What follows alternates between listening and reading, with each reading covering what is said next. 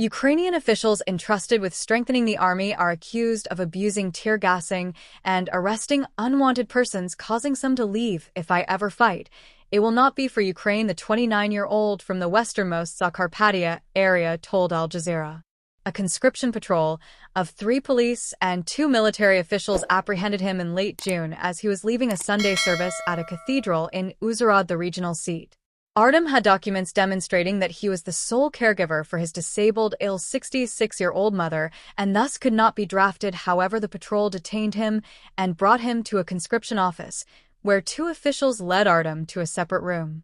He stated that they beat him and attempted to force him to volunteer for military service. When he refused, he claimed that they chained and blindfolded him and 4 other unwilling inmates before transporting them to a forest outside Uzhhorod, according to Artem. One of the officers held them at gunpoint and told them to run to a fence on the Slovakian border. Another officer recorded the men's attempt to illegally cross the border, which is punishable by up to 4 years in prison, and told them they could negotiate their release fee. Artem alleged he claimed that his family paid $2,000 for his release and an additional $15,000 for a forged permit to leave Ukraine, as males of fighting age 25 to 60 are not permitted to travel abroad.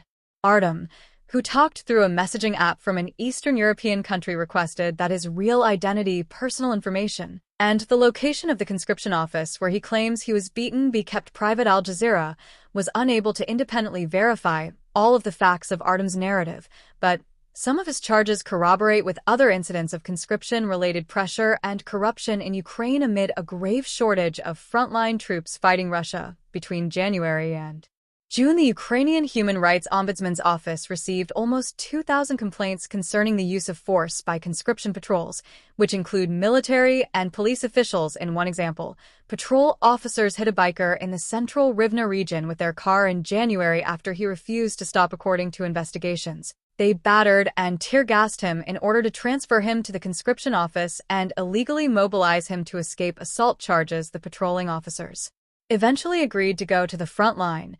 According to reports on August 1, police in the central city of Vinnytsia used tear gas to disperse a throng attempting to storm a conscription office and liberate approximately 100 men who they alleged had been illegally held. Meanwhile, a privileged few used their status to avoid the conscription. In October 2024, Ukrainian President Volodymyr Zelenskyy fired the prosecutor general after numerous public prosecutors received forged invalidity documents that also entitled them to substantial pensions. Ola Druz, Ukraine's leading psychiatrist, was detained in January. He had the authority to declare any conscript unfit for service. He now faces up to 10 years in prison for illegal enrichment since Russia's full-scale invasion of Ukraine began in 2022. Druz reportedly bought several beautiful apartments, 2 parcels of land, and multiple BMW automobiles, while keeping $152,000 and €34,000 $40,000 in cash at home. For more than 2 years, conscription patrols have searched public locations, subway stations, nightclubs, and even wedding receptions for males of fighting age ranging from 25 to 60, according to more than a dozen witnesses from around Ukraine. They visit areas beyond their official jurisdiction. Fake patrols of burly uniformed guys then blackmail individuals they apprehend. The release cost is $400 or more, but individuals who refuse to pay are turned over to genuine conscription offices, according to witnesses. According to reports, some conscription officers are ex-servicemen who suffer from PTSD, dislike draft dodgers, and have no qualms about ridiculing, torturing, and beating them. Hundreds of thousands of men are believed to be hiding, creating a severe labor shortage. Male construction workers, farmhands, cooks, and taxi drivers are significantly underrepresented across the country. Men with valid military documents like to roam around with a witness who can, if necessary, videotape a meeting with a conscription patrol. "I drive around with my mom because there are too many checkpoints anywhere I go." Ferenc, an ethnic Hungarian taxi driver in Uzhhorod, told Al Jazeera as his mother grinned from the front seat of his old Skoda. Meanwhile, a socioeconomic divide is widening. Current or former Ukrainian military and their families are increasingly outraged by how draft dodgers defend their refusal to enroll. "I broke up with many female friends who defend their husbands' or boyfriends' right to not fight." Hannah Kovaleva, whose husband Albert volunteered in 2022, told Al Jazeera this mindset is disgusting. Let someone else die while I'm hiding behind my wife's skirt. Bogdan plans to leave Ukraine before the age of 17, but not for better living conditions. He lives in a 3-bedroom apartment in central Kyiv with his parents, attends a private school, and spends weekends at a large country property. However, his parents do not want him to be conscripted.